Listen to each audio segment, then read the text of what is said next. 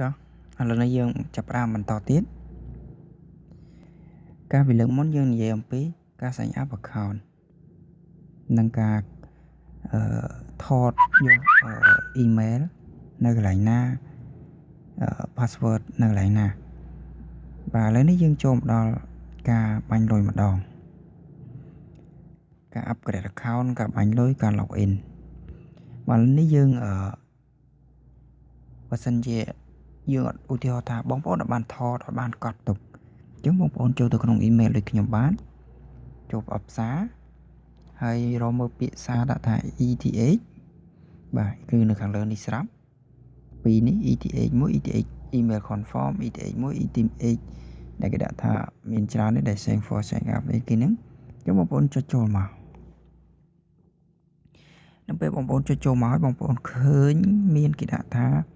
យក login បាទយក login នេះបានន័យថាគឺជា ID សម្រាប់ login បន្តមកទៀតយក password គឺ password សម្រាប់វាយទៅ login ដែរបាទអញ្ចឹងឥឡូវនេះខ្ញុំចំណាំវាទុកទៅ77 47 9កូដអញ្ចឹងខ្ញុំ copy ទៅនេះទេខ្ញុំចង់ copy ទៅ password ទេបើខ្ញុំ copy password មកតមកខ្ញុំចំណាំ ID ទុកបាទបងប្អូនជួយចំណាំគ្នាខ្ញុំមិនសូវចាំទេគ្រូបានមិនសូវល្អបាទ77 47 9កូដបាទយើងថយមកក្រោយយើងចូលទៅជ្រោមយើងចុចទៅរក ETH នេះយ៉ាច្រឡំខូបៀតហើយចាំមកផ្លែតអូខេនៅពេលដែលបងប្អូនជួយឃើញបែបនេះបងប្អូនចុចលើពាក្យ start earning នេះមកអញ្ចឹងបងប្អូននឹងចូលមកដល់កន្លែងឃើញពាក្យ sign up តែបងប្អូនមាន account ហើយមែនទេបងប្អូនជួយលើពាក្យ login វិញអញ្ចឹងខ្ញុំលុប ID នេះចេញតើមកខ្ញុំវាយ ID ថ្មីចូល ETH 77 47 9កូដតើមក password ដែលយើងបាន copy មិញឬក៏បងប្អូនបានយកមកសរសេរមកខ្ញុំផាសចូលអូខេតើមកមានអីទៀតទេបងប្អូនអត់មានចុចនេះទេបើចាំចុចនេះក៏បានដែរបងប្អូនចុចលើពាក្យ login យកតែម្ដងបាទឥឡូវនេះកំពុងទៅហើយអូខេនេះគឺជាការផ្សព្វផ្សាយផ្ទាំងពាណិជ្ជកម្មផ្ទាំងយើងចុច save មួយទៅក្នុងផ្នែកក្រោយកុំឲ្យពិបាកវាយទៀតនេះជាផ្ទាំងព័ត៌មានទេបងប្អូនអាចមើលបានឥឡូវនេះព័ត៌មាននៅកន្លែងនេះខ្ញុំអត់ទាន់មើលទេខ្ញុំចុចខ្វែងមួយឥឡូវនេះយើងចូលមកដល់ហើយនេះជា ID របស់យើងបងប្អូនអាច copy link នេះសម្រាប់បងប្អូនដែលចង់ធ្វើបណ្ដាញទីផ្សារចង់ឬក៏ចង់ចែកចាយដល់សមាជិកបងប្អូនណាម្នាក់ដែលគាត់ចង់រកប្រាក់កម្រៃក្រៅពីការធ្វើការឲ្យគេអញ្ចឹងយើងធ្វើការយើងមិនមែនរំពឹងលើប្រាក់ខែតែមួយមុខទេបងប្អូនបើសិនជាយើងរំពឹងលើតែប្រាក់ខែមួយមុខទៅថ្ងៃមុខយើងនៅពេលដែលយើងធ្វើការឡើងកើតអញ្ចឹងយើងបានប្រាក់មកពីណាទៀតបើយើងធ្វើការឡើងកើតអញ្ចឹងនៅពេលនោះបងប្អូនមានការងារដែលយើងមិនចាំបាច់ប្រើកម្លាំងដូចបែបហ្នឹងអញ្ចឹងយើងអាចបានពីតំណែងបន្តិចទៅនោះបន្តិចអញ្ចឹងយើងនឹងបង្កើននៃជីវភាពយើងចង់ទិញអ្វីធ្វើអ្វីយើងវារៀងធូរជាងយើងដែលមានប្រាក់ខែតែមួយមុខបាទឥឡូវនេះកុំឲ្យនិយាយច្រើនកុំឲ្យបងប្អូនធុញឥឡូវនេះយើងចាប់ផ្ដើមធ្វើការ upgrade យកតែម្ដងយើងធ្វើការដាក់លុយចូលអានេះខ្ញុំចង់ដាក់លុយចូលខ្ញុំចុចនៅកន្លែង amount ខ្ញុំតបានប្រាប់បងប្អូនសូមអធិស្ឋានសូមម្ដងទៀតបងប្អូននៅកន្លែងនេះគឺជាកន្លែង setting ឬក៏យើងអាចនិយាយថា profile គេនិយាយសតថា personal information បាទនៅកន្លែងនេះចាំលើកក្រោយខ្ញុំធ្វើការបញ្ចូលម្ដងទៀត សម្រាប់ទូការមកឬក៏ trade នៅលើនេះគឺអាច trade បាន3យ៉ាងទី1 Bitcoin ទី2 Ethereum ទី3ដុល្លារតែម្ដងបាទអញ្ចឹងឥឡូវនេះយើងអូសចូលមកផ្ទាំងទៀតមកបណ្ដោយមកផ្ទាំងនេះគឺជាផ្ទាំងដែលបងប្អូនចង់ដឹងថាតើបងប្អូនដាក់100ក្នុងមួយខែបានប្រមាណមួយថ្ងៃបានប្រមាណ1000មួយខែបានប្រមាណអញ្ចឹងនៅកន្លែងនេះបងប្អូនអាចសាក់លបងមើលបានវាយចំនួនលុយនៅទីនេះហើយឬក៏អូសមិនចាំវាយលុយអូសចេះក៏បានហើយបន្តមកខាងក្រោមនេះគឺជាចំនួនថ្ងៃបាទមួយថ្ងៃប្រមាណមួយខែប្រមាណមួយឆ្នាំប្រមាណអញ្ចឹងបងប្អូនអាចមើលបានបាទជាចុងក្រោយគឺបងប្អូនដល់ចុងក្រោយមែនទេគឺមកចុះពីកន្លែងហ្នឹងមកទៀតគឺដល់កន្លែងដែរបងប្អូនដាក់លុយអញ្ចឹងនៅកន្លែងហ្នឹងបងប្អូនចង់ដកលុយក៏បាននៅហ្នឹងដកលុយក៏នៅហ្នឹងបើបងប្អូនចង់ដកលុយគឺចុចលើ withdraw នេះបាទ withdraw fund នេះ withdraw fund នេះហើយឬក៏ឬហើយបងប្អូនចង់ដាក់លុយវិញបងប្អូនចុចលើ invest នេះដែលឥឡូវនេះវាកំពុងនៅលើ invest ស្រាប់ហើយអញ្ចឹងបងប្អូនអត់មានចុចអីទេបងប្អូនមកចុចនៅកន្លែង amount នេះម្ដងឥឡូវនេះបងប្អូនចង់ដាក់លុយប្រមាណបងប្អូនចង់ដាក់លុយប្រមាណដើម្បីធ្វើការសិក្សាលើកដំបូង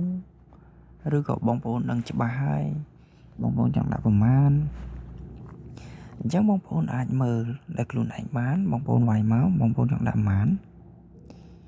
ឧទាហរណ៍ថាខ្ញុំចង់ដាក់$20 $20ឥឡ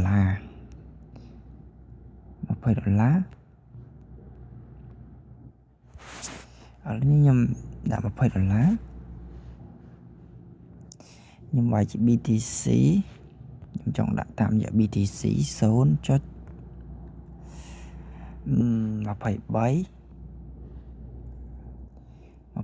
ដូចជាចង់លើខ្ញុំវាយ21ចុះគេខ្ញុំវាយ21អីលើសហើយអធិស្ឋាន0.21អូខេទូរស័ព្ទខ្ញុំរៀងអស់ភ្លើងសង្រុំចេញមកផ្លែតសិនបើមានបងប្អូនថាមើលបាក់មើលមិនឃើញនេះឡើយ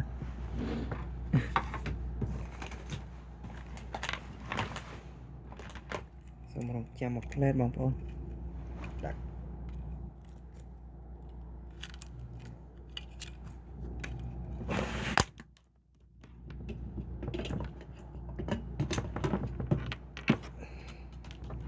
អូខេឥឡូវនេះនៅពេលដែលយើងវាយលុយចឹងហើយអញ្ចឹង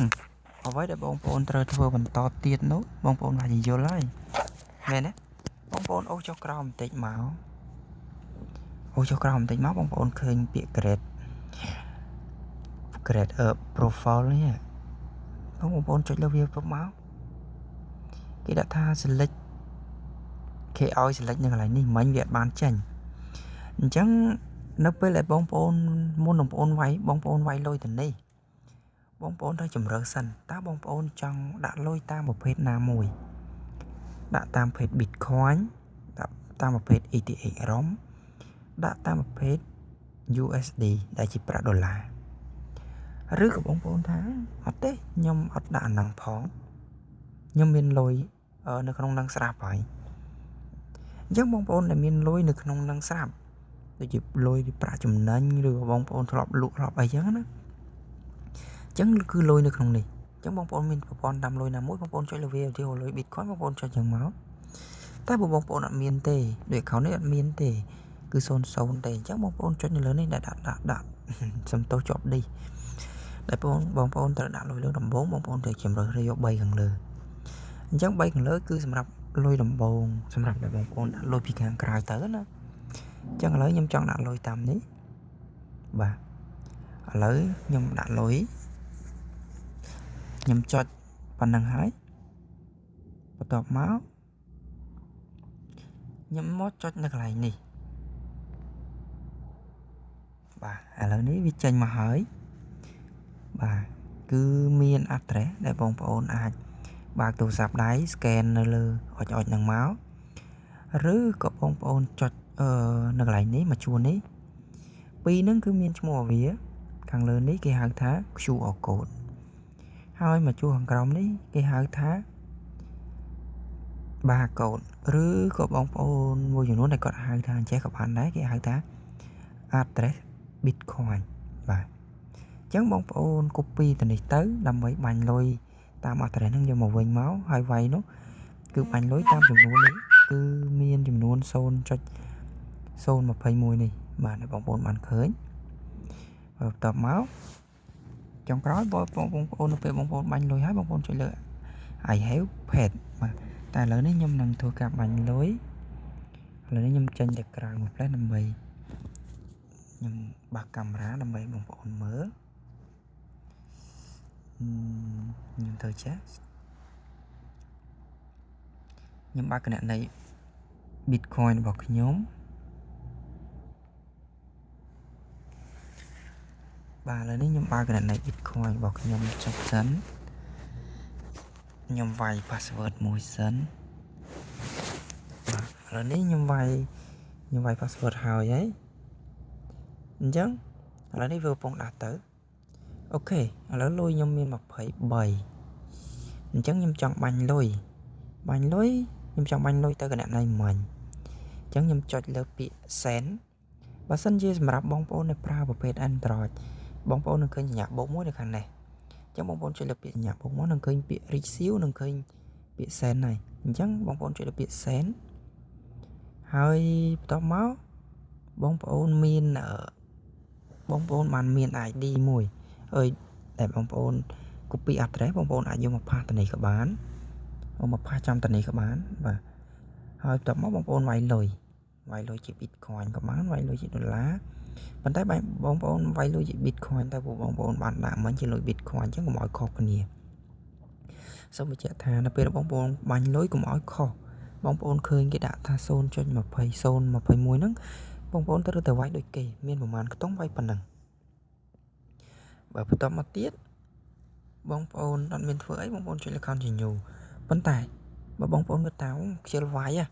ឡូវបងប្អូនចុច scan តែម្ដងពួកបងប្អូនមានទូរស័ព្ទពីរដែរអញ្ចឹងបងប្អូនចុចលើពាក្យចុចលើរូបកាមេរ៉ានេះមកអញ្ចឹងវានឹងបើក scan វានឹងមានកន្លែង scan ចេះឥឡូវនេះយើងមក scan ទាំងអស់គ្នា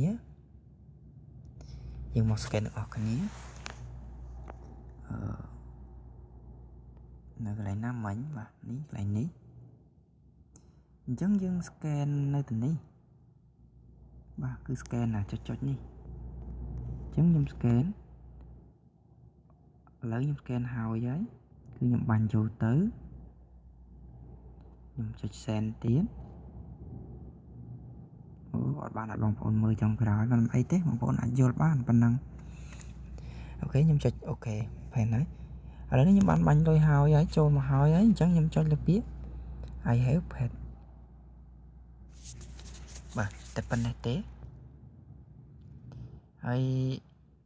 លុយឥឡូវនេះគឺចូលមកហើយបងប្អូនឃើញមាន0.021 BTC នេះហើយវានៅកំពុង pending មែនទេបងប្អូនដែលវាកំពុងតែនៅ pending នៅកន្លែងនេះអញ្ចឹងបងប្អូនរងចាំតែប្រហែលនាទីទេគឺនឹងមកហើយយ៉ាងយូរ20នាទីគឺនឹងមកដល់លុយមកដល់បងប្អូនហើយបងប្អូនអាចចុចលើពាក្យ Pay account នេះទៅវិញបានហើយតែប៉ុណ្្នឹងទេនេះគឺជាសេវាកម្មនៃការបាញ់លុយខ្ញុំជឿជាក់ថាបងប្អូននឹងអាចយល់ពីព្រោះវីដេអូនេះមិនមែនជាលើកដំបូងទេគឺជាលើកទី2ទី3ហើយដែលខ្ញុំធ្វើវីដេអូសម្រាប់ធ្វើការបត់បង្ហាញអញ្ចឹងម្ដងនេះខ្ញុំធ្វើបង្ហាញដូចជារឿងវែងឆ្ងាយបន្តិចកាលពីមុនខ្ញុំធ្វើខ្លីៗគិតថាបងប្អូននឹងអាចយល់តែឥឡូវនេះដូចរឿងវែងឆ្ងាយបន្តិចអូខេអញ្ចឹងខ្ញុំជឿថាបងប្អូននឹងអាចយល់ហើយអញ្ចឹងយើងបញ្ចប់តែប៉ុណ្ណេះហើយនឹងធ្វើវីដេអូនៅពេលក្រោយសម្រាប់ធ្វើការបំពេញ address សម្រាប់ទទួលលុយ Bitcoin ឬក៏ទទួលលុយ ETH រ៉ុំអីជាដើមបាទហើយនេះសូមអរគុណបាទសូមជម្រាបលា